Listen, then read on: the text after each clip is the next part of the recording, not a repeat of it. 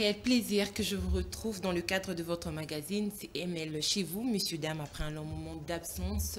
Aujourd'hui, nous avons le réel plaisir de recevoir pour vous sur ce plateau monsieur Alain Bolodjoa-Iboula. Avec lui, nous allons revenir essentiellement sur certaines questions d'actualité, notamment, messieurs, dames, une première rencontre préparatoire qui est prévue le 9 avril prochain entre le gouvernement congolais ainsi que le rebelle M23 à Doha. Nous sommes au Qatar. Nous allons aussi parler, vous savez, de consultations ici à Kinshasa qui se poursuivent, bien sûr, sans évidemment la présence, on va dire, remarquable des figures, de grandes figures de l'opposition congolaise. Messieurs, dames, vous savez, la mort justement d'un PCR. Comment lever aujourd'hui l'équivoque quant à cette question? Parce que vous avez vu une vidéo qui a certainement fait le tour de réseaux sociaux, une vidéo que nous balancerons également tout au long de cette émission. Aujourd'hui, les informations, chacun donne sa version de fait, mais comment arriver justement à des résultats concrets? Alors, je l'ai dit, pour parler, réfléchir autour de ces différentes questions d'actualité, j'aurai le plaisir de recevoir pour vous monsieur Alain Bolodjoa. Bonjour et bienvenue à vous.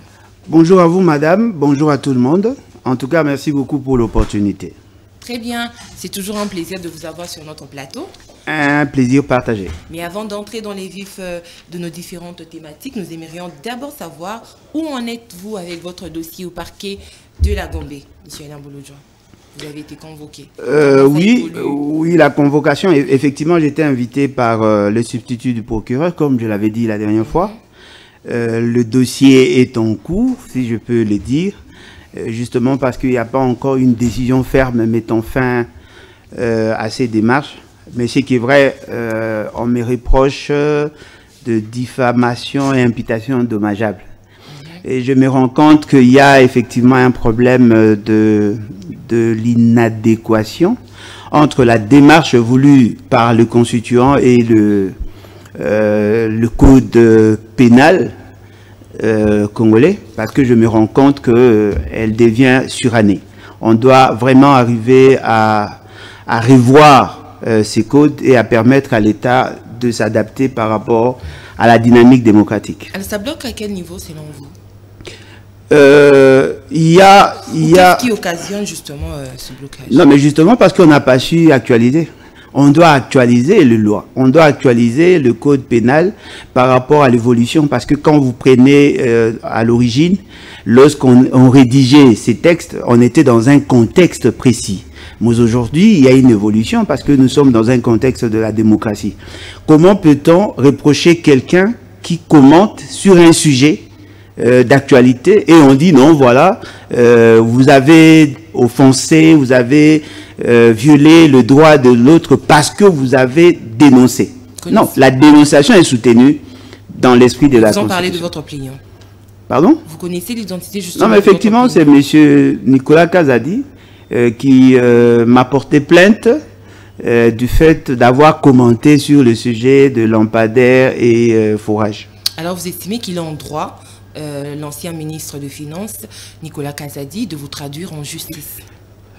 Bon, au regard, comme je l'ai dit, au regard des dispositions de ces codes que les juristes a pris leur démarche, je me rends compte, fort malheureusement, que au regard de la définition ou de l'interprétation faite par le procureur, il sous-tend que j'aurais violé ses droits et il s'appuie sur l'article, le fameux article 74 du Code pénal livre 2, disant que même si je pourrais avoir raison, je n'avais pas le droit de le dire.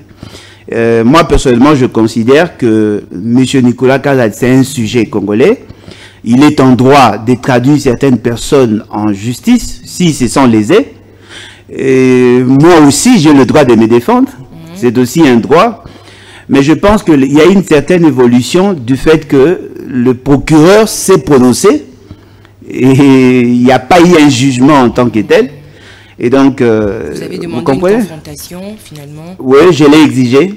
Ce n'est pas possible d'après ce qu'on me dit. On me dit c'est pas possible qu'il y ait confrontation. je lui reconnais le droit effectivement, parce qu'il est en droit de traduire des gens en justice, mais moi aussi j'ai le droit de me défendre, donc c'est la justice qui devait trancher.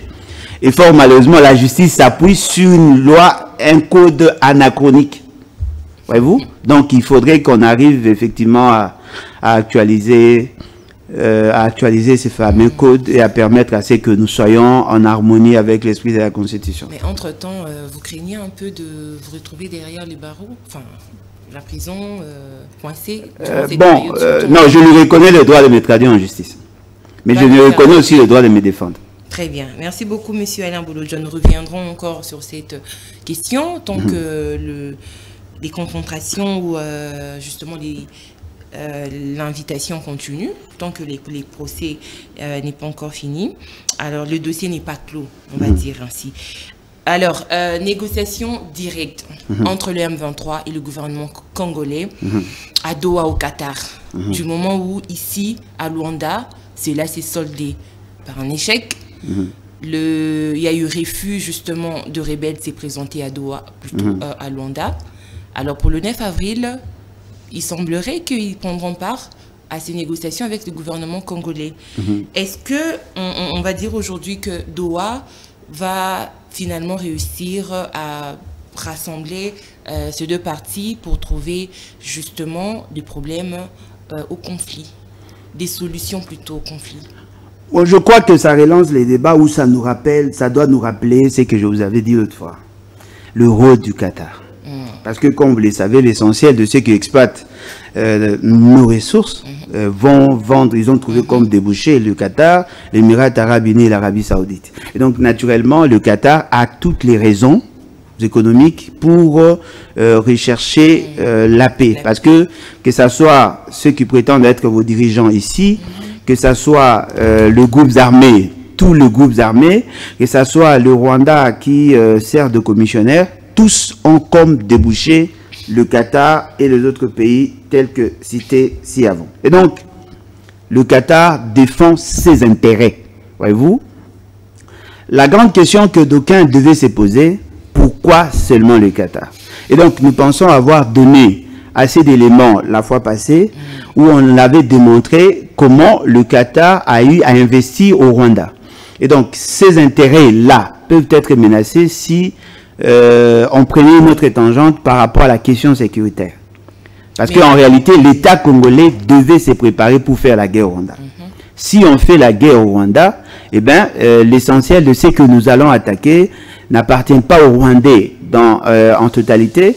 Ce sont des investissements du Qatar au niveau du Rwanda. Vous prenez Rwandair, vous prenez l'aéroport international, vous prenez les systèmes de services fret, vous prenez le système de tourisme, l'essentiel des hôtels et ainsi de suite appartiennent à ces pays-là. Et donc, naturellement, ils veulent assez qu'ils puissent réconcilier le parti. Lorsque M. Félix Tshisekedi et M. Kagame se sont rencontrés, il y a eu certainement, chacun a pu apporter son cahier de charges, parce que tous étaient informés. Ils étaient informés qu'ils allaient se rencontrer pour échanger sur cette épineuse question. Et c'est la position du Rwanda qui a remporté sur la position de Félix Tshisekedi. Parce que pour le Rwanda, ils insistaient sur le fait que Félix Tshisekedi refusait de dialoguer ou de négocier directement avec le Rwanda. C'est ce qui va se faire. Voyez-vous? C'est-à-dire que le Rwanda, face à Félix, a remporté sur nous. Mais si déjà, pour la première rencontre, le président Félix était en face du président Kagame, pourquoi une seconde rencontre avec le M23 aujourd'hui, du moment où c'est Kagame qui est le parrain justement de ces pantins? Non, mais apparemment tous sont des pantins. Mais ça varie selon le contexte et la position que l'on est. Voyez-vous? Ils ont eu, n'est-ce pas, à échanger longuement sur la question. Et en échangeant longuement sur la question, le Rwanda a convaincu le facilitateur que le problème ne pouvait pas être résolu dès lors que Félix Tshisekedi n'accepterait pas d'échanger ou de dialoguer directement avec le M23. Une façon pour le Rwanda de se dédouaner un peu de sa responsabilité quant à l'agression. Non, mais il faut mettre sur la table les rebelles qui sont, là si on parle de Congolais, alors on va revenir à l'Union africaine qui parlait d'une opposition armée. Non, mais c'est ce qui est présenté en international en fait. L'agression et tout ça, je ne sais pas s'il y a un seul document signé par M. Félix Tshisekedi ou non signé par lui qui identifie le Rwanda comme un pays agresseur. L'essentiel de ceux qui abordent la question présente la situation telle que le M23 soutenu par le Rwanda. C'est-à-dire que le Rwanda apporte un appui politique et militaire, mais le Rwanda n'est pas directement impliqué dans la crise. Ce qui fait que chaque fois quand Félix Tshisekedi va en pourparler, on lui brandit ses propres déclarations. Voyez-vous? Et donc, le Rwanda a soutenu mordicus que la solution ne pouvait pas être trouvée entre Félix Tshisekedi et Kagame, parce que Kagame n'était pas directement impliqué. Aujourd'hui, le fait que Félix Tshisekedi ait accepté de dialoguer avec le Rwanda, sachez-le très bien, c'est un mécanisme pour dédouaner totalement Kagame. Et en ce qui nous concerne, nous allons nous rendre compte que Félix Tshisekedi ne nous a pas servi en fait. Parce que quand vous allez négocier avec le M23, parce que je voudrais aussi insister là-dessus. Pourquoi on parle plus du M23? Parce que les négociations ont commencé avec le M23. Voyez-vous? Il y a eu de colloques qui ont été organisés au niveau de Nairobi où M. Félix Tshisekedi lui-même s'était impliqué avec ses services et il était accompagné pratiquement par le comité du mécanisme de suivi de l'accord d'Addis Abeba. À l'époque, c'était coordonné par M. Claude Ibalanke. Et donc, quand ils parlementaient avec le groupe armé, ils ont eu aussi à échanger avec le M23. Et cela a fait qu'ils ont pondu ensemble un document, et c'est ce document-là qui a servi de base d'analyse au niveau de Nairobi. Arrivé au niveau de Nairobi, ils ont eu aussi à débattre sur la question et ils ont pris certaines résolutions à ce niveau. Voilà pourquoi vous avez trouvé l'accord de cessez-le-feu, vous avez trouvé la mise en place de la zone tampon, vous avez trouvé le casernement, vous avez trouvé l'intégration ou la réinsertion, vous avez trouvé tous ces éléments-là. C'est-à-dire que ce sont ces éléments qui ont sous-tendu la démarche au niveau de SADC et EAC. Parce que la SADC avait une autre approche. Mais quand ils se sont rendus compte que dans l'approche de la SADC, ça allait créer confrontation, ça allait créer une guerre au niveau de la sous-région, et bien c'est comme ça qu'ils ont préféré mutualiser leurs efforts en signant, cette fois-là, un communiqué, en signant un accord, accord EAC-SADC. C'est dans cet accord que l'on a renvoyé l'opérationnalisation au niveau de EAC. C'est-à-dire que le document de EAC constitue la base de ce qui va se faire. Alors, ils ont quitté le niveau régional pour aller au niveau international. Vous avez vu au mois de février, c'était au mois de février, le 21, il y a eu signature, il y a eu adoption d'une résolution au niveau du Conseil de sécurité. Dans ces documents, la résolution 2773, dans cette résolution, on a confié, on a confié la mission de la supervision de tout ce qu'il y aura comme opération à la MONUSCO.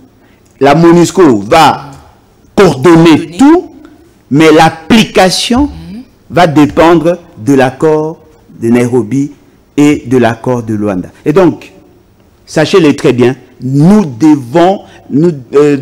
sommes en train de subir une mauvaise négociation qui était déjà faite en amont. Donc, une continuité, on va dire. Fort malheureusement, parce qu'ils n'ont pas su corriger. Parce que ce que le Rwanda a exigé dès le départ, c'est ce qui va s'appliquer. Nous avons l'obligation de tout faire pour neutraliser le FDLR. C'est ce que le Rwanda avait dit. Nous devons dialoguer avec le M23. C'est ce que le Rwanda avait dit. Nous devons accepter 300 000 personnes présentées comme des réfugiés. C'est ce que le Rwanda avait dit. Donc, de notre côté, on a perdu du temps. La seule chose que nous pouvons, ce que eux considèrent comme gain, c'est la cessation des crépitements des balles. C'est-à-dire, nous avons perdu de temps, nous avons perdu beaucoup d'âmes, nous avons perdu de vie, nous avons perdu notre dignité. Et au finish, on revient à la case de départ. Donc, cette rencontre n'est même pas un pas vers la résolution du conflit. Non, le problème, ça dépend de ce que vous appelez conflit. Il y a le conflit entre les animateurs des institutions, il y a le conflit entre les communautés ou entre les populations. Il y a conflit, effectivement. Parce que le problème, le M23 ne va pas résoudre la question qu'il y a entre les Banyamulenge, les Babembe, les Bafulero, les Lega. Là, le M23 ne va pas résoudre ces problèmes. Parce qu'apparemment, c'était ça, en fait, le prétexte au départ. Parce que quand vous prenez la configuration de la crise actuelle, vous allez vous rendre compte qu'il y a une sorte de juxtaposition de plusieurs crises. Voyez-vous? Voilà pourquoi on dit que la crise est multiforme et multidimensionnelle. Si on prend que l'aspect M23, on va constater effectivement qu'il n'y aura plus qu'effectivement des balles. Mais il y a d'autres crises sous-jacentes qui sont apparemment négligées, mais qui justifient en fait, dans une certaine mesure, la crise M23. Parce que dans les revendications, il y a une sorte d'évolution. On n'a pas commencé par la revendication des Nanga. Parce que Nanga, au départ, n'était pas là. Il y avait la problématique de la réinsertion de ces M23 qui étaient en refuge au Rwanda et en Ouganda. Il y avait le problème de Banyamulenge et les Tutsis qui prétendaient être de Congolais. Ça, c'est un autre problème. Et c'est ce qui... Le conflit évolue à chaque fois. Non, le conflit continue. Et alors, ils ont mutualisé leur conflit pour faire pression au gouvernement. C'est comme ça que chaque fois, quand il y a, vous constatez qu'il y a adhésion, il y a une sorte de rallonge de revendications. Aujourd'hui, Nanga parle d'autre chose. Aujourd'hui, Nanga parle de mauvaises élections. Félix Tshisekedi n'était pas élu. C'est le prix de la forfaiture électorale et tout ça. Et Félix Tshisekedi ne veut pas la démocratie. Il y a beaucoup de déplacés, il y a beaucoup de réfugiés, il y a beaucoup de... Tout ça. Ça, ce sont d'autres revendications qui s'ajoutent aux revendications qu'il y avait avant. Et donc, si on veut résoudre réellement la crise, on doit prendre la crise dans plusieurs de ses facettes et non prendre une partie, parce qu'apparemment Doha... Selon la démarche actuelle que prend le gouvernement congolais. Non, mais le gouvernement n'a même pas de démarche. Le gouvernement est en train de naviguer à vue. On ne sait même pas. C'est comme je dirais, c'est comme du papier, une feuille morte qui est emportée par les vents. Voyez-vous, ils sont en train de subir. Parce que justement, au départ, ils avaient mal négocié. Alors, le fait seulement qu'ils n'ont pas la capacité de corriger, voyez-vous, de corriger leur turpitude. Vous voulez dire qu'ils sont en train de tâtonner, ils seraient en train de tâtonner. Je voudrais dire que nous avons été piégés dès le départ. Et aujourd'hui, il n'y a pas d'autres issues, justement parce que les animateurs sont liés à leur signature. Voyez-vous, ils ont tenté de ne pas le respecter, mais ils ont été rattrapés du fait qu'ils ont eu à apposer leur signature et à plusieurs niveaux. Je prends l'exemple de ces fameux, de cet engagement pris par le gouvernement Sama Lukonde avec l'ancien ministre en charge des Affaires étrangères. Il a engagé l'État à défaire les FDLR. Ça, c'était une aberration. Mais aujourd'hui, et c'est dans tous les documents, même le Conseil de sécurité statue sur ça. Et la MONUSCO a aussi la mission de faire ça. Et vous allez vous rendre compte, aujourd'hui, on parle du Sud Kivu. Mais au départ, quand la crise avait commencé, le Sud Kivu n'était pas directement impliqué. Voyez-vous, on n'avait pas considéré la crise qu'il y avait dans le Sud Kivu. On a insisté sur Ituri et Nord Kivu, et c'est comme ça qu'ils ont pris la décision de décréter l'état de siège. On a ciblé les trois provinces, alors que la grande crise, la base de la crise, c'était plutôt le Sud Kivu. On leur avait dit, mais vous êtes en train de vous tromper parce que vous n'arrivez pas à cerner le vrai enjeu. Et aujourd'hui, le Sud Kivu est aujourd'hui à la base parce que dans le Sud Kivu, il y a plus de conflits que dans le Nord Kivu. Voyez-vous? Et aujourd'hui, avec le haut plateau, nous voyons comment les choses évoluent. Je suis sûr et certain, la grande crise est à venir en fait. Parce qu'il y a eu de maladresses qui ont été posées par ce que vous appelez dirigeants, votre fameux gouvernement. Ils ont eu à encourager le groupe armé ces groupes armés ont la possibilité d'entrer en possession d'armes. Ils l'ont encouragé en faisant quoi? Non, mais ils ont encouragé, tout le monde le sait. Tout le monde sait que les groupes armés sont soutenus par le gouvernement. Voyez-vous? Alors, ces groupes armés ont des crises identitaires. Ce ne sont pas des crises politiques dans le sens large du terme. C'est-à-dire qu'ils ont d'autres crises. Alors, après le M23, ça sera maintenant, il y aura une sorte de revirement. On va changer la nature de la crise. Ceux qui ont eu la possibilité d'avoir des armes et qui ne seront pas désarmés en tant que tels, vont maintenant chercher à défendre leur tribu, leur, appelons ça comme ça, même si ce ne sont pas des communautés en tant que telles, leur communauté, entre eux, il y aura des guerres, et c'est cette guerre-là qui va justifier la grande guerre qui va arriver. Très fort bien. Malheureusement. Alors, vous avez peint le tableau de signature, vous avez mis en exergue l'EAC ainsi que la SADC dans le conflit que vit la RDC. Voir que l'Angola finalement n'a pas réussi, étant que médiateur, de trouver une solution à cette crise et qu'aujourd'hui c'est le Doha, l'émir du Qatar, qui prend le relais pour le faire. Finalement, l'Afrique ne sait pas encore. Finalement, le problème, c'est au niveau de l'Afrique, parce que l'ambassadeur angolais qui va dire le problème africain aux Africains. Mais si on constate que c'est ceux Africains qui créent aussi ce problème-là entre eux, Africains, alors est-ce qu'on peut justifier le fait que la résolution de la crise quitte l'Afrique pour le Qatar ou le Doha? Bon, déjà, l'essentiel des dirigeants africains vivent une sorte d'aliénation volontaire. C'est-à-dire, ils ont librement accepté d'être des esclaves. Voyez-vous, c'est déjà... Volontairement. Volontairement. Ce sont des esclaves volontaires. Ils ont accepté de vivre dans une aliénation volontaire. C'est-à-dire qu'ils veulent dépendre de l'extérieur. Voyez-vous? Parce que l'origine de la crise, ou sinon l'origine de la grande crise militaire, n'est pas africaine. Voyez-vous? Ce n'est pas l'Afrique qui est à la base de cette crise-là.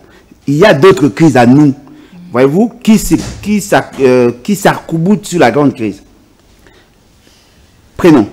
S'il y a une partie économique de la crise, quelle est la finalité africaine? Il n'y en a pas. Ceux qui veulent notre or, ceux qui veulent nos matières, ne sont pas africains. Voyez-vous? C'est-à-dire que les Africains, en réalité, ne sont que de bras séculiers. Ce ne sont que des exécutants, en fait. Prenons-le comme ça. Ce sont des mercenaires. C'est-à-dire qu'on se sert d'eux pour créer une certaine crise au niveau de la sous-région en vue d'alimenter les industries des Occidentaux ou des autres. Donc, si vous voulez résoudre la question par rapport à cet aspect de choses, les personnes qui sont mieux placées sont ceux qui constituent les débouchés de nos matières. Parce que généralement, quand on exploite dans la partie Est, nous avons commis certaines erreurs dans notre démarche. On reconnaît à un certain moment le droit à la population d'exploiter, l'exploitation artisanale, et dans notre code minier, oui. Parce que la population étant souveraine est en droit de jouir de ses ressources. Mais nous n'avons pas créé le mécanisme d'encadrement de l'exploitation. Ce qui fait que c'est difficile pour nous aujourd'hui de certifier ce que nous exploitons du côté artisanal. Il y a des gens qui ont créé des coopératives. Ces coopératives-là échappent au contrôle rigoureux de l'exploitation. Et c'est comme ça que ça crée des marchés parallèles. Et ce sont ces marchés parallèles qui permettent aux groupes armés de vendre. Parce que nous avons plusieurs points de sortie et d'entrée. Je crois que ça doit être 128 points d'entrée. Nous n'avons pas mis en place un mécanisme pour contrôler ça. Si on était arrivé à canaliser toute l'exploitation dans un même centre, on allait réduire la propension à la violence. Donc, ce sont ces éléments-là qui jouent contre nous. Aujourd'hui, si nous attaquons le Rwanda par rapport à la question, à la problématique de l'exploitation, le Rwanda pourra vous dire, j'ai racheté auprès de vos populations sur base de votre propre code minier. Et donc, la crise qu'il y a, la crise armée que nous avons, est alimentée par l'approche économique de la crise. Et c'est cette approche économique qui justifie l'intervention du Qatar. Parce qu'il y a plusieurs pays. Pourquoi Israël n'est-il pas intervenu? Pourquoi, comment, je peux prendre la Somalie ou prenons un autre pays. Pourquoi les autres pays ne sont-ils pas intervenus? Parce que justement, ils ne sont pas directement impliqués à la crise. Donc finalement, même avec l'intervention du Qatar, la RDC, c'est ce pays qui n'est pas fort. C'est la RDC qui serait bien, même s'il faudrait trouver la solution dans un futur proche. À la RDC, il faut toujours qu'on change des profils des animateurs, on va dire, ou une politique. Non, mais effectivement, vous avez raison, parce que le problème, c'est que chez nous, on est encore dans un monde des émotions. Voyez-vous, les gens ne veulent pas pénétrer les grandes questions avec intelligence. Qui est allé négocier pour nous? C'est M. Félix Tshisekedi. Rares sont ceux qui analysent la pertinence ou la pertinence de sa démarche. Personne ne sait comment Félix Tshisekedi va négocier en notre nom. Et la conséquence, quand il négocie, il signe des accords, ça a tendance à s'imposer à nous. Et rarement sont ceux qui contestent la démarche de Félix Tshisekedi. Mais si vous entrez, ne vient pas du président Félix. Non, mais c'est lui le problème a commencé avec lui. Attention, parce qu'il y a beaucoup d'amalgame. La crise ou l'origine de la crise est lointaine parce que la crise est saisonnière, mais la crise que nous avons aujourd'hui a été construite totalement par Félix Tshisekedi. C'est lui qui a commencé la crise. Attention, ne voyez pas les acteurs, ce sont de vieux acteurs. Mais ce n'est pas la même crise. Oui.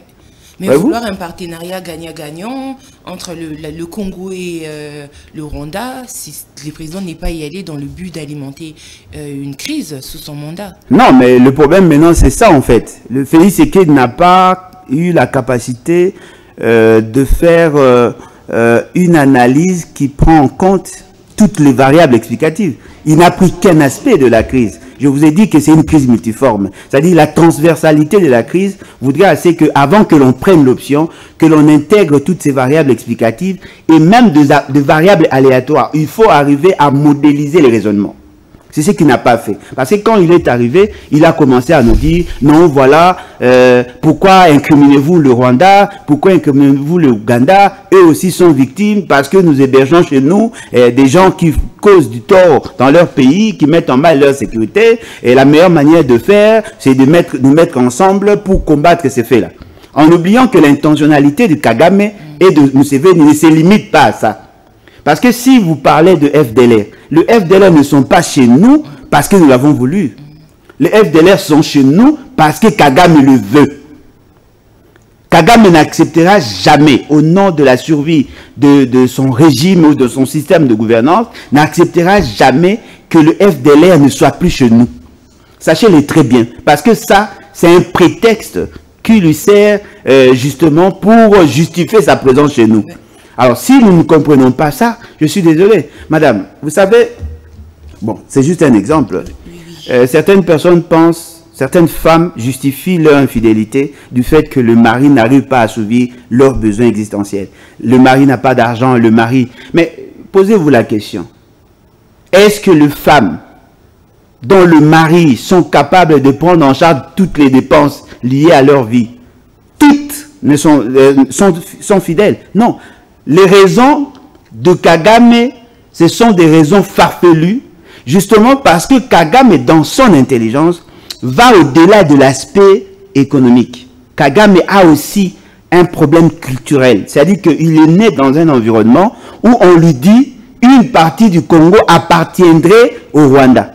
Voyez-vous? Et même si vous regardez la cartographie du Rwanda ancien, ça n'a pas de lien avec le Congo. C'est-à-dire qu'il se fonde sur une fausse histoire justement pour chercher à avoir une partie de notre territoire. Il a une vision expansionniste, justement pour avoir une partie, mais aussi pour dominer. C'est-à-dire qu'il est dans cette démarche. Alors, si vous pensez brader notre souveraineté en cédant à Kagame le droit d'exploitation chez nous, vous lui donnez le moyen pour exécuter sa vision indécrottable de nous avoir. Voilà pourquoi il fallait pas qu'il y ait ce partenariat, sachant que le voisin en face de nous plutôt avait déjà des intentions des velléités expansionnistes. Non, mais effectivement, alors comment voulez-vous que le pays soit pris au sérieux dès lors que cette histoire, il y a des gens qui ont écrit sur ça, il y a des gens qui ont fait des déclarations, il y a des forums qui ont été organisés, il y a des rapports de Conseil de sécurité, de toutes les autres organisations. Alors, comment voulez-vous que celui qui prétend être à la tête de votre pays et qui aurait le souci de vous diriger vers une destination meilleure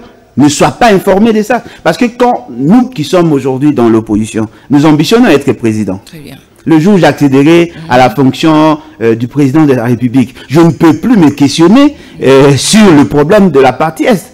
Je suis supposé déjà la connaître. Alors, lui, il était supposé connaître.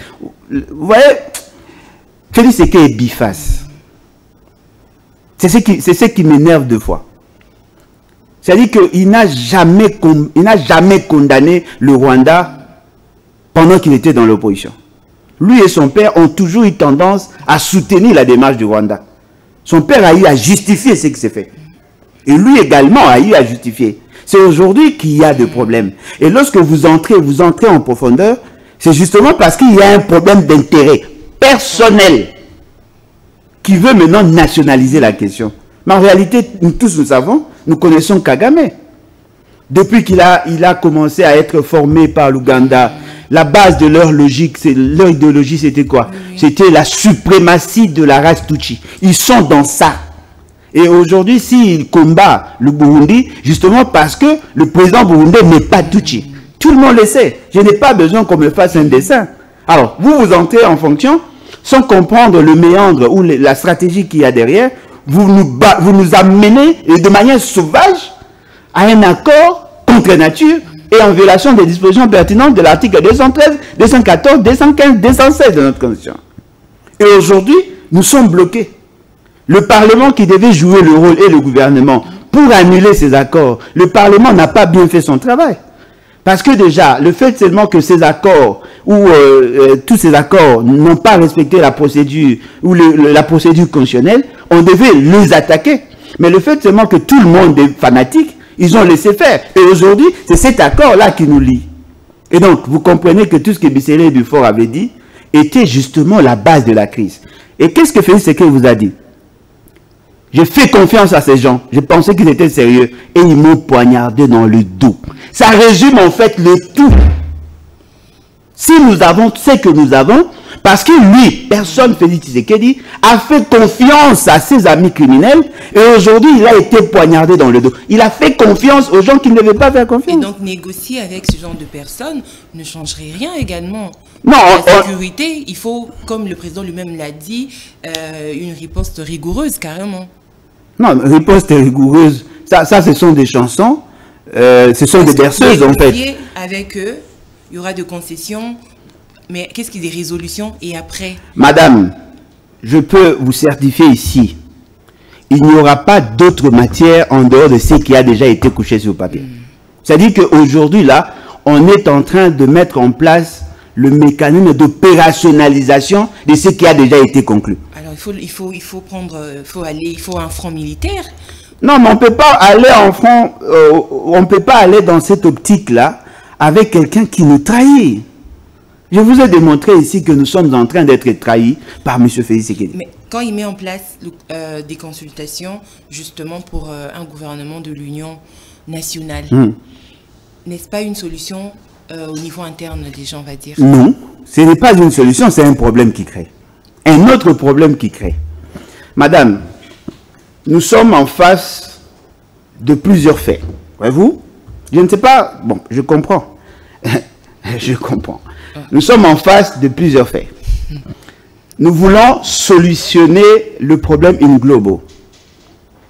la grande question, comment devons-nous nous comporter face aux problèmes pris de manière singulière pour que nous arrivions à résoudre le problème? Je vous prends juste un cas. On nous dit, non, on a besoin de la cohésion nationale. Voyez-vous, la cohésion nationale, c'est une conditionnalité pour résoudre le problème d'après sa démarche. Mais la cohésion nationale a été mise en mal quand, comment et par qui? Parce que nous avons tous hérité d'une cohésion nationale. Oui. Nous avons 450 tribus qui partagent 252 dialectes.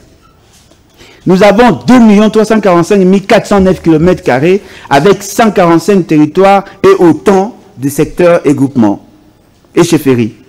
Alors, quel est le problème de la cohésion nationale par rapport à ce que nous avons? C'est-à-dire qu'on veut que tous les leaders se mettent autour d'une table et qu'ils aient une vision commune sur le comment résoudre la crise. Et deuxièmement, que chacun puisse apporter sa pierre dans l'édifice de la paix. Mais pour que nous mettions ensemble, on doit se dire des vérités. Il faut qu'il y ait réconciliation. Mais qu'est-ce que Félix Tshisekedi fait? Il est en train de débaucher. C'est-à-dire qu'il veut encore amplifier la crise. Donc, le problème est mal posé. Non seulement que le problème est mal posé. L'image donnée, c'est le poste, en fait, c'est qu'il y a frustration parce qu'on veut de postes. Alors, parce qu'il s'agit de postes, venez dans ce gouvernement, vous aurez le poste. Non, mais effectivement, c'est ce qu'on appelle la démocratie tais-toi et mange. C'est-à-dire qu'on vous dit, voilà, parce que généralement, vous prenez, si vous faites une analyse croisée entre ce que Félix Tshisekedi disait avant de l'opposition et ce qu'il fait, vous allez vous rendre compte que pour Félix Tshisekedi, les opposants sont des hommes affamés qui ont besoin d'argent. Voyez-vous? Alors, si je mets l'appât gouvernement, ils seront tous attirés par l'appât et comme ça, je veux les avoir et je veux le faire gober ce que je pense. Or, ça ne peut résoudre qu'un seul problème, la reconnaissance du pouvoir de Félix Tshisekedi. Ça ne va nullement répondre à la question de départ parce que vous avez besoin de la cohésion nationale. Dans cette cohésion nationale, on doit se dire des vérités. Pourquoi Alain Bolodjoa n'accepte-t-il pas Félix Tshisekedi? On échange, on discute, je mets mon point de vue, il comprend ce que je dis, je comprends ce que je dis, il dit ok, je vous ai causé du tort, pardonnez-moi, moi aussi je vous pardonne, et il y a réconciliation. Mais Président, on aurait appris que vous vous êtes fait consulter déjà. Seulement, vous n'avez pas le courage de le dire au regard de vos positions musclées. Non, mais moi, je ne veux pas être consulté parce que c'est lui les malades. Oh. C'est lui qui doit se déplacer vers moi. Donc, et c'est moi qui doit être non, mais c'est lui qui doit se faire consulter. Parce que c'est lui le problème. Voyez-vous, nous n'avons aucune ambition de favoriser Félix Tshisekedi dans cette forme de délire de gouvernance. Nous pensons qu'effectivement la cohésion nationale est une conditionnalité première pour que nous arrivions à fédérer les énergies de la nation. Voyez-vous? Mais cela doit se faire dans le respect de lois, non seulement la loi légale, la loi morale, mais aussi de la dignité de la classe politique. Comment pouvez-vous expliquer? Félix Tshisekedi, pour faire partie Kabila seul, il a consulté. Qui avait consulté? C'est lui. Il a consulté Kamere et Bemba, il a consulté les autres pour mettre en place son fameux gouvernement d'union nationale. Voyez-vous? Mais après, aujourd'hui, il envoie son conseiller pour consulter les mêmes personnalités. Vous ne trouvez pas qu'il y a une sorte de mépris, une sorte de manque de considération? Et cela s'est fait comment? C'est-à-dire qu'il peut venir chez vous.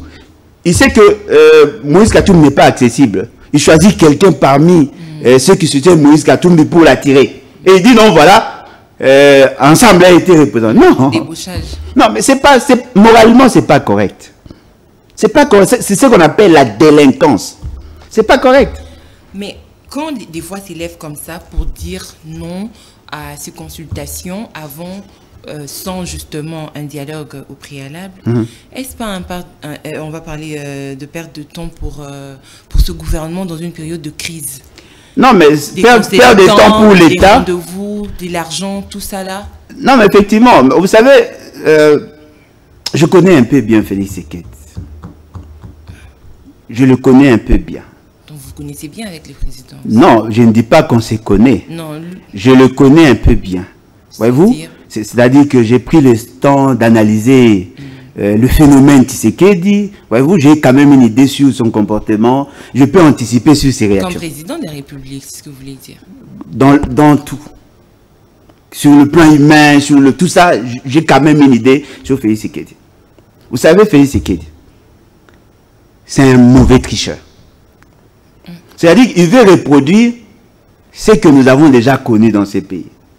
Il est dans la même stratégie que Kabila, mais avec peu d'intelligence. Comment ça? Kabila a organisé les élections en 2011. Des élections qui ont été contestées. Paf!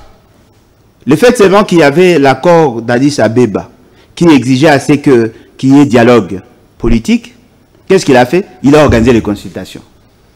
Après les consultations, il a organisé les concertations. Il a attiré certains faibles d'esprit dans son gouvernement. C'est justement pour gagner du temps. Après, il a convoqué le premier dialogue avec Kodjo. Après, il a organisé le vrai dialogue qui a été exigé par l'accord d'Addis Abeba. Là, c'était déjà vers la fin de son mandat. Félix Tshisekedi est dans cette logique. Voyez-vous? Il envoie, il lance le premier appel. Les faibles d'esprit vont être attirés. Mais lui, c'est pour résoudre la crise sécuritaire. Non, il n'est pas en train de résoudre la crise sécuritaire. Il veut protéger son pouvoir. L'objectif de Félix Tshisekedi aujourd'hui, qu'il soit maintenu au pouvoir. Il avait dit qu'il n'avait pas besoin de dialogue. Madame. Il n'y avait pas de problème. Madame, si vous lisez la définition du mot pantin, ça trouve son sens dans ce que j'ai dit. Vous ne pouvez pas croire ce que Félix Tshisekedi vous dit parce qu'il change d'avis à n'importe quel moment. Il n'est pas constant. Il ne dit pas. Il dit ce qu'il pense, mais il ne peut pas l'exécuter en fait. Félix Tshisekedi est dans cette logique-là. C'est un copiste. Il a copié la stratégie de Kabila, mais avec peu d'intelligence. C'est-à-dire qu'il veut tirer des choses en longueur, justement pour lui permettre de gagner du temps.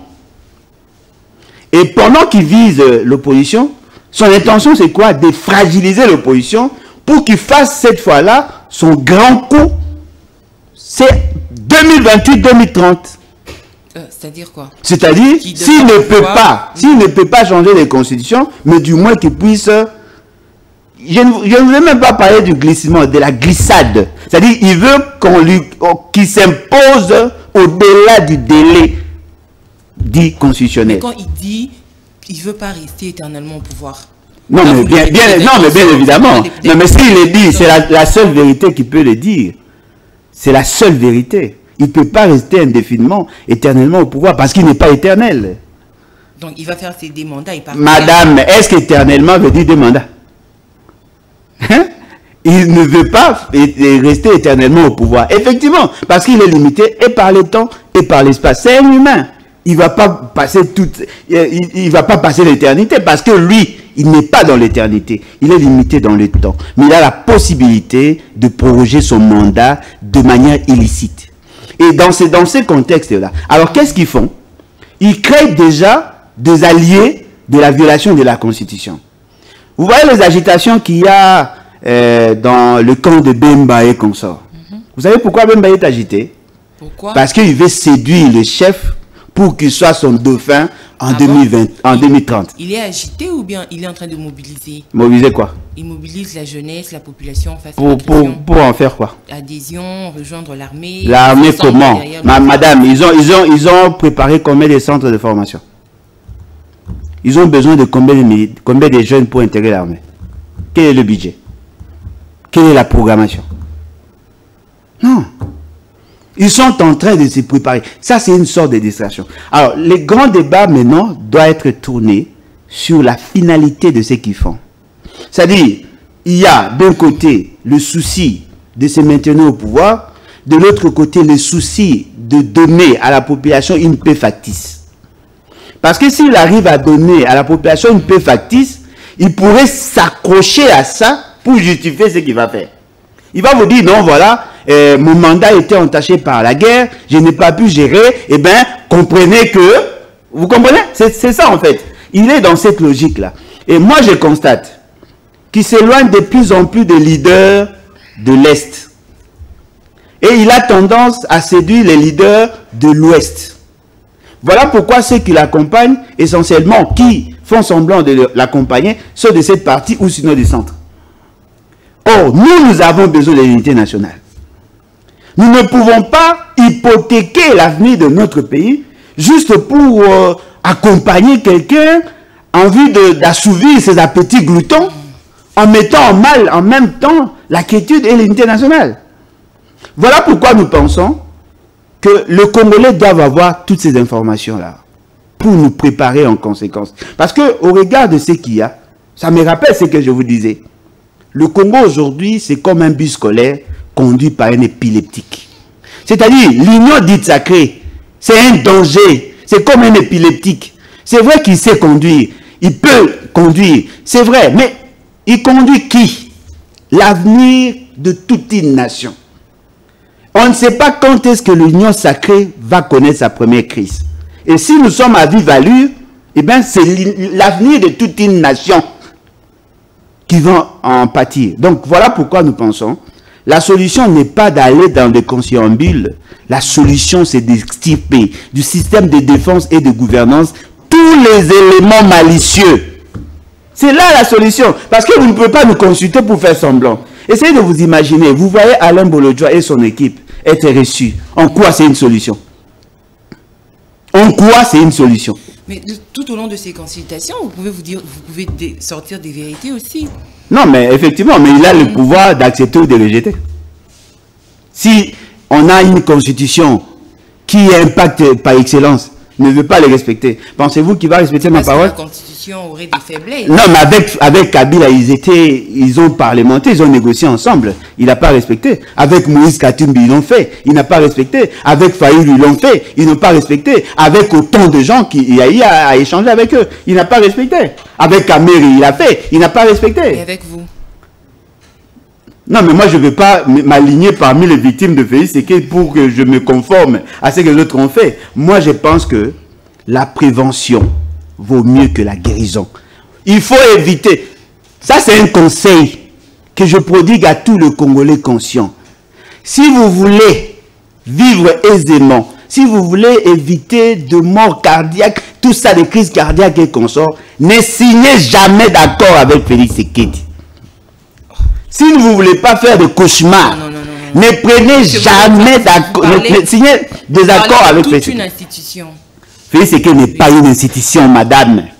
Félix Tshisekedi, c'est un humain qui assume la fonction du président. Oui, comme président de la République. Non, mais le président de la République ne signe pas des accords qu'il ne respecte pas. C'est Félix Tshisekedi. L'institution président ne peut pas signer des accords et ne pas les respecter. L'institution président, c'est un ensemble de principes. Ici, nous parlons de la personne. Le stylo. Non, mais l'animateur, c'est Félix Tshisekedi. Ne confondons pas l'institution président, qui est un ensemble de principes, et la personne de Félix Tshisekedi. Les hommes passent. C'est ça le principe. Mais pour le moment... Non, mais attendez. Vous avez déjà entendu ça. Les hommes passent, les institutions restent. Alors, Félix Tshisekedi va passer. Mais il est encore là. Non, même s'il est là, alors s'il n'est pas crédible, vous voulez qu'il fasse quoi? Il est encore là, quand vous dites aux Congolais de ne pas signer. Non, mais citez-moi un seul accord respecté par Félix Tshisekedi. Félix Tshisekedi a prêté serment devant le peuple, mais il a eu l'intention de changer la constitution. Il n'a jamais respecté sa parole, il n'est pas crédible. Citez-moi un seul pays qui le respecte, un seul président qui le considère. Comme qui? Mais parce que de cette constitution, il a trouvé de faiblesses.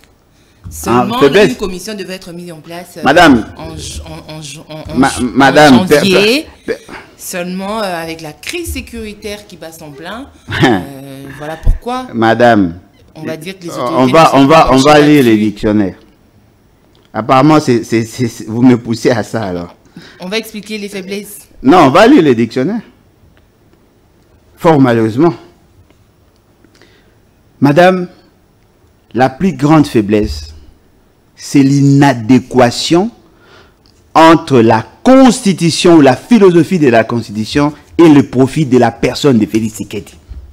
C'est ça le problème. C'est-à-dire que si nous avons des hommes sérieux, disciplinés, à la tête du pays, au regard des dispositions pertinentes de notre constitution, on allait avoir les résultats. Il y a une sorte de dichotomie. De gens qui ne veulent pas comprendre, ça c'est leur problème. C'est-à-dire que nous avons des objectifs que nous sommes assignés nous avons fixé le portrait robot de la personne du président, comment un président doit être. Et fort malheureusement, nous sommes dans une sorte d'ambivalence où vous trouvez un pays qui désire une société de valeur avec des gens peu recommandables. Très bien. Alors, pour finir avec ce chapitre et passer à autre chose, on va finir avec justement, aujourd'hui, on a plusieurs démarches. La CENCO et l'ICC. On va parler des négociations directes au Qatar aujourd'hui. Le processus de Luanda qui n'a pas marché. Est-ce que, M. Bolodjoa, finalement, ces différentes démarches n'amènera au pays qu'une paix factice, comme vous venez de le dire? Madame, si on veut une paix durable, qu'on comprenne la voie des armes. Madame, en tant que politique, en tant que scientifique, je voudrais nous rassurer. Nous n'aurons jamais une paix définitive. Ça, c'est clair. Même si on faisait la guerre. Madame, on n'aura jamais une paix définitive. Mais ce qui est vrai, nous devons développer notre intelligence pour mettre en place un mécanisme de réaction pour atténuer les effets de la guerre. Parce que nous avons tout ce qu'il faut pour attirer les autres. Nous aurons un problème d'eau. N'oubliez pas, il y a une crise qui s'annonce déjà avec le Tchad.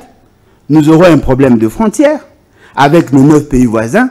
Nous aurons un problème communautaire parce que nous avons 450 tribus. Nous aurons un problème et tout ça. Et avec les velléités des autres pays, nous aurons toujours des problèmes. Mais quelle est notre capacité de réaction? C'est ce qui m'intéresse. Parce que si je vous dis ici en tant que politique, c'est possible d'avoir une paix durable, sans crise, je vous mens. Très bien. Nous devons dire à la population que nous devons toujours être en position de faire la guerre. En ce moment-là, on aura la capacité de persuasion, mais aussi la capacité de dissuasion. Les États-Unis continuent à préparer la guerre, maman. Ils mettent autant de milliards de dollars. Qui veut la paix, prépare la guerre. Effectivement, ça dit que nous devons être dans cet état. Et dans cet état, on doit réduire la distraction dans notre peuple. On doit arriver à donner la santé à notre peuple. On doit apporter de vraies informations à notre peuple. On doit organiser notre armée et tous les services spécialisés pour que nous soyons en mesure d'attaquer ou de nous défendre. Aujourd'hui, le degré de résilience est faible. Aujourd'hui, l'État n'est pas en mesure de garantir la paix. Or, la paix, c'est une denrée essentielle pour prétendre au développement. C'est-à-dire que tel que nous sommes là, l'État n'est plus en mesure de garantir la sécurité de biens et de personnes. L'État n'est pas en mesure de garantir la stabilité du système de défense. On ne sait même pas combien de militaires doivent aller en retraite. On ne sait même pas combien on doit recruter. On ne sait même pas combien ça va nous coûter. On ne sait même pas comment on va organiser la formation. On ne sait même pas comment on va recycler. C'est-à-dire que tel que nous sommes là, nous sommes en train de naviguer à vue. Vous savez pourquoi? Parce que le pays est dirigé par des Congolais de mauvaise qualité. C'est là le problème. C'est là le problème. On ouvre la brèche directement de la mort de ce PCR. Selon certaines indiscrétions, il semblerait qu'il s'agit bien sûr, cortège, on parlait de cortège de la première ministre, chose que le responsable de la police a réfuté. Ils disent qu'il y a des enquêtes qui seront menées pour arriver justement à retrouver les personnes qui ont occasionné la mort de ce policier de circulation routière. Alors, parce qu'il s'agit de la mort de M. Alain Bolodjoa, quelle place pour le droit humain ici en RDC ou à Kinshasa précisément? Madame, avec beaucoup d'élégance, Félix Tshisekedi est en train de faire du Congo un enfer. Félix Tshisekedi encore? Mais c'est lui. Bon, apparemment, vous semblez oublier qu'il est président. Vous le présentez comme commandant suprême, garant. Il ne sait même pas garantir la vie dans ces pays. Nous avons tous appris la mort de cet agent de la police. Je me pose des questions. N'est-ce pas qu'il est policier? Oui. N'est-ce pas qu'il a été affecté pour une tâche spécifique? Oui. C'est-à-dire qu'il avait un ordre de mission. Il avait un document qui lui conférait le droit de réguler la circulation. N'est-ce pas qu'il était interdit de prendre sens contraire? Oui. Est-ce que ce qu'il avait déjà posé, c'est qu'on nous apprend, n'est-ce pas qu'il était en droit de le faire? Oui. Mais pourquoi est-il mort? C'est justement parce que on est dans un état d'exception. Pardon? Les enquêtes sont ouvertes quant à ce... Non, mais au Congo, ouvrir l'enquête veut dire étouffer l'affaire. Mais on pouvait arrêter des gens et les juger en flagrance. Parce que nous avons tous assisté à des procès dans ces pays de la même nature. On pouvait arrêter des gens qui ont été cités dans l'affaire, les juger, éventuellement innocenter ceux qui sont innocents et condamner ceux qui sont coupables. Mais pourquoi on veut ouvrir l'enquête? Parce que vous, l'État, vous, police, vous avez envoyé quelqu'un pour garantir l'ordre public. C'était ça son rôle. Les gens avec qui il travaillait vous ont dit que le monsieur a été tabassé, amené au niveau de l'auditorat et la mort s'en est suivie. Mais vous avez déjà des informations. Même si on va porter plainte contre inconnus, mais on sait au moins où trouver des gens qui auraient posé des actes. Pourquoi la police se précipite-t-elle à nous dire on ouvre les enquêtes sans nous dire combien de personnes ont-elles déjà été arrêtées? Parce que si on nous dit on aurait déjà arrêté des gens, nous allons comprendre que oui, voilà, ils sont déjà arrêtés et on continue les enquêtes justement pour établir les degrés de responsabilité. Mais ce qui est vrai, la responsabilité politique et civile de l'institution gouvernement ou sinon de la primature, pour moi, n'est plus à contester. C'est clair. Et c'est Mme Toulouka qui est première ministre. C'est elle qui bénéficie de ces services-là. Mais je ne peux pas aussi dire que c'est elle qui doit porter la responsabilité dans l'absolu. Je sais que elle peut être pour quelque chose parce que je ne suis pas dans l'enquête, mais elle a aussi droit à la présomption d'innocence. Parce que si l'ordre serait donné par elle, il y a un côté pénal. Mais si elle n'a pas donné, intimé l'ordre, il y a un côté civil, il y a un côté politique. Voyez-vous? Parce que le monsieur qui a été tué, ce n'est pas n'importe qui. Il était là au nom de l'État. Et ce que lui reprochait à ceux qui ont eu à prendre d'autres bandes est conforme à notre loi. Bien que dans une certaine mesure, moi, Alain Bolodjoa, je peux comprendre que l'institution président ou M. Félix Tshisekedi fort malheureusement et Mme Toulouka prennent des sens contraires pour leur sécurité. Mais attention, il faut reconnaître aussi aux policiers qui sont commis là la capacité ou le droit d'apprécier sur le comment cela doit se faire. Parce que si vous... Madame, vous avez déjà rencontré le cortège de ceux qui sont là, de ceux qui sont au pouvoir. Bien sûr. Non, mais généralement, ils se conduisent comment? Mais moi, mais voilà. Mais voilà pourquoi j'ai dit, ils n'ont pas seulement le droit de vous faire passer, mais ils doivent aussi protéger des vies. Parce que la manière dont vous conduisez là, ça prouve à suffisance que vous êtes loin de la norme. Et donc, je condamne avec véhémence son assassinat. Et je suis intransigeant sur cette question. Est-ce qu'on peut dire que le Congolais est protégé dans son pays? Non, voilà pourquoi je vous dis, Félix Tshisekedi veut faire du Congo un enfer. Même professionnellement parlant. Madame, comment pouvez-vous expliquer? On établit un ordre de mission. On envoie quelqu'un en mission et puis paf, on le tue et on nous dit non, on aurait ouvert des enquêtes. Mais commissaire de la police, non mais prenez-nous au sérieux. C'est pas normal. Dites-nous, vous avez déjà arrêté combien? Parce que tous les dispositifs de Mme Toulouka qui s'étaient déplacés là, ils ont violé plusieurs consignes. Ils devaient déjà être arrêtés. Ce n'est pas seulement pour la police, dans tous les secteurs de la vie. Combien de fois vous avez vu des gens être nommés, révoqués sans respect de la Constitution, sans respect de la procédure? Combien... On a vu avec les agents de la DGRK ici. Les agents de la DGRK, ils ont été licenciés sans document. Ils ont pris un communiqué pour annuler l'acte les désignant. De la même manière, ils ont fait avec les agents de la Sokimo. Aujourd'hui, il y a Fomine où on a licencié des gens. Et ce qui est surprenant... Aujourd'hui, on a Fomine. Non, Fomine, effectivement, le fameux fonds minier pour les générations futures.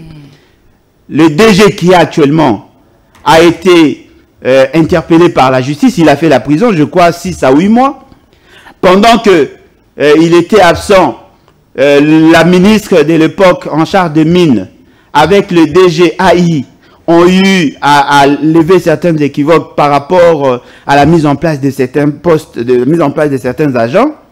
Et ce qui est surprenant, le DG qui est sorti de la prison est venu et il prétend avoir annulé la décision. Ce qui est grave dans tout ce qui s'est fait, madame, ceux qui ont été bénéficiaires de la décision n'ont pas tous été chassés. Comment ça se fait? C'est-à-dire, on a sélectionné un groupe de gens qui ont vu la décision être annulée, mais la décision continue à courir. Parce qu'il y a d'autres personnes qui étaient reprises sur la liste de la première décision, continuent à travailler. Donc, vous comprenez que on parle... Il y a eu exception pour certaines personnes. Il y a eu exception, c'est-à-dire, on prend sur le 69, si je ne m'abuse pas, 69 personnes qui ont été nommées par la même décision, ils auraient repris 16 personnes, et ils ont encore pris d'autres personnes qui n'avaient pas passé les tests, qui n'étaient pas engagées dans ces documents. Ils ont été nommés et pratiquement pour occuper le même poste. Donc, alors qu'on a révoqué 50, on va dire, pour engager d'autres personnes. Effectivement. Et sur la liste, je vois le nom de Nya, de qui. C'est-à-dire qu'on privilégie les gens de la famille au détriment des autres Congolais. Madame, dites-moi un peu. Qui vous dit que on doit toujours retrouver les mêmes personnes, les mêmes noms? Les autres Congolais qui n'ont pas de parapluie, qui n'ont pas d'ancrage politique, n'ont-ils pas droit au chapitre? Mais pendant une période où la crise s'est fait sentir, voir des gens se faire évoquer comme ça, quelle attitude ou quel avenir finalement Voilà pourquoi je vous dis, Félix Tshisekedi devait faire du Congo un enfer. Mais qu'est-ce qu'ils sont devenus? Avant d'abord de parler de l'avenir, ces gens-là révoqués, licenciés. Non, on leur a interdit de fouler leurs pieds là-bas. C'est-à-dire qu'ils ne peuvent plus être en contact avec l'entreprise. Mais si vous avez annulé la décision, mais la décision portait aussi sur l'organigramme. Il y a certains directeurs qui ont été promus grâce à cette décision, qui continuent à prester. Voyez-vous? Ok. Et l'essentiel d'entre eux sont de frères, de cousins, de neveux, de ceux qui sont au pouvoir. Vous pouvez trouver les Chi, les Nya, les Ki. Ceux qui ont été recommandés continuent à prester. Non, ils continuent à prester. Ceux qui n'ont pas d'appui ont été chassés. Et on ne sait pas si eux aussi, à leur tour, étaient soutenus, n'est-ce pas, par d'autres personnes en termes de recommandations. Mais aujourd'hui, ils sont victimes justement de ces systèmes. Moi, je pense que, d'abord, d'ailleurs, je tiens à préciser, ces fonds ont beaucoup d'argent. Ces fonds ont beaucoup d'argent. Voilà pourquoi Alinguet a rendu un rapport qui a conduit d'ailleurs le DG actuel à la prison. Je ne dis pas qu'il est coupable. Mais je pense qu'il a été amené en justice par rapport à la gestion de fonds. Madame, vous savez, il s'agit de quels fonds? Il s'agit de quels fonds? Chaque exploitation minière, on prend une quantité d'argent pour garder en vue d'investir pour l'avenir. Voilà. Vous comprenez, madame? Alors, essayez de vous imaginer le volume d'exploitation. Essayez de vous imaginer en termes, sur le plan financier, il gagne combien? Il gère combien en termes de millions? Mais regardez le nombre de personnel. Le personnel n'est pas pléthorique. Il y a possibilité de garder ces gens, de les affecter même au niveau de province, de mettre une sorte d'équilibre. Parce que vous ne pouvez pas songer à l'avenir alors que le présent vous crée la pauvreté. Parce que tous ces gens-là devaient bénéficier de leur salaire. Les salaires ont un caractère alimentaire. Les gens doivent manger, doivent vivre. Vous ne pouvez pas priver la jeunesse de votre pays le moyen pour permettre aux générations futures. Non, les futurs, c'est maintenant. Exactement. Donnez-leur la possibilité de vivre. Et il n'y a pas que ces dossiers. Il y en a encore plusieurs. Des gens qui sont licenciés de manière arbitraire. Alors, dites-moi, comment voulez-vous que le Congo soit un espace où il fait beau vivre? Parce qu'apparemment... de l'avenir hypothéqué, carrément. Non, mais effectivement, on ne fait que privilégier le frère, le cousin, le beau-frère, les épouses, les épousettes des politiciens. Alors, ceux qui ne font pas la politique, N'ont-ils pas droit au chapitre? Ce sont là les vraies questions. Parce que vous cherchez à avoir la cohésion nationale. On risque d'avoir une cohésion de politiciens et non avec le peuple. Il y a combien de jeunes qui espéraient trouver de l'emploi, ils n'ont pas trouvé. Même ceux qui en trouvent ne sont pas payés. Madame, il y a de ceux qui ont fait 15 ans comme temporaire à la SNEL. Personne n'en parle. Non, mais ils ont déjà atteint l'âge de la retraite sans avoir signé un contrat. Pourquoi ne pas investir dans une approche de répartie, de la redistribution équitable des ressources? Tout le monde ne veut pas être riche comme Félix Tshisekedi. Aujourd'hui, ils nagent dans le million. Mais tout le monde ne veut pas être millionnaire. Donnez-leur le peu qu'ils ont besoin pour survivre. Ils ont aussi des familles. Vous savez que quand vous licenciez quelqu'un, vous préjudiciez plusieurs personnes. Je vous prends mon cas. Voyez-vous? Oui. Je suis parent. J'ai une femme. 6 enfants. Attention, je ne prends pas en charge que cette personne. Il y a d'autres personnes qui dépendent de moi. Il y a de ses cousins, de ses cousines, et de ses neveux, tout ça, des amis qui comptent sur moi. C'est-à-dire que si vous me privez les revenus, vous préjudiciez tous ces gens-là. Alors, comment voulez-vous que les gens se sentent heureux dans leur pays, alors que vous imposez l'injustice et la population ne fait que constater les dégâts? Je pense que le Congolais, surtout ceux qui prétendent être dirigeants, doivent se ressaisir. Le pays ne vous appartient pas. Le pays appartient à tout le monde. Donnez à chacun au prorata de son apport dans la société ce qui lui est dû. En ce moment-là, on va vivre dans la quiétude parce que je pense la paix nationale, c'est la sommation de paix au niveau de nos familles. Aujourd'hui, la crise n'est pas que politique, alors sociale aussi. Donc, voilà si pourquoi vous parlez de cette cohésion nationale, gouvernement de l'Union nationale, exact. Avec les Congolais qui se font licencier comme ça, voilà. Naturellement, il n'y aura pas de paix parce que quand on va voir Alain Bolodjoa devenir ministre, mais vous allez attirer la foudre de toute la famille. Tout le monde va venir se précipiter pour avoir quelque chose. Voilà pourquoi vous trouvez l'essentiel des politiciens qui sont immoraux par essence ont tendance à détourner pour assouvir ces besoins-là.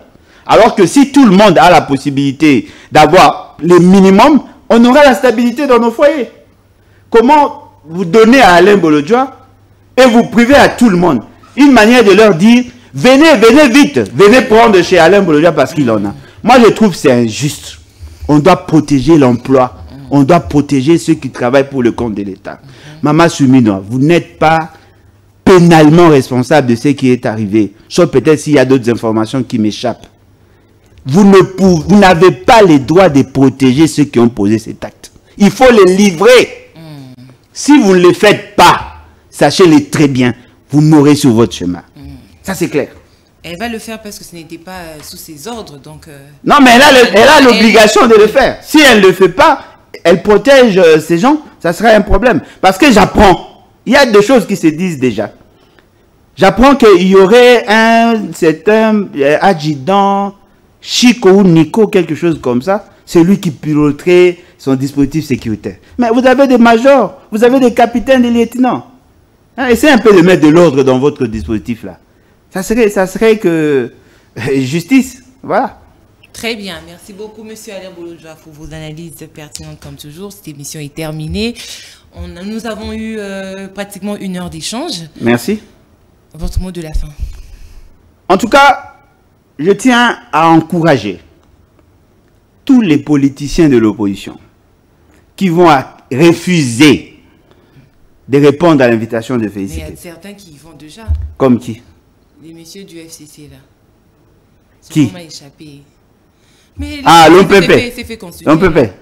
L'homme pépé. Non, c'est pas mon pépé. L'homme pépé. Oui.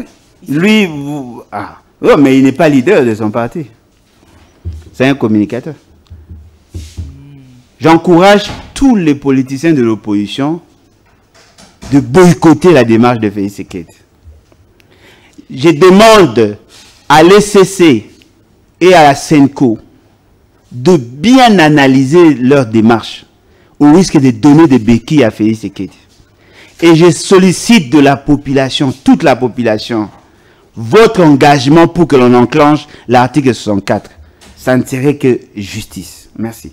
Très bien. Merci beaucoup à vous de nous avoir suivis. On se retrouve demain pour un nouveau numéro de votre magazine avec un nouvel invité, mais restez branchés au programme de votre chaîne. Tout juste après, vous suivrez la libre opinion avec Louis-France Kouzekissa Totila, recteur. Merci à l'équipe technique de CMS Télévision d'avoir réalisé cette émission avec Monsieur Alain Bolodjoa, président de l'EBAT, Lèvons-nous et Bâtissons. Monsieur Bolodjoa, vous bâtissez, hein? Ouais. Une fois pouvoir, vous allez bâtir le Congo. Non, mais effectivement, dès qu'on remplace Félix, c'est qu'on va poser les jalons et les générations futures, parce que nous ne visons pas la durée, mais la qualité du mandat.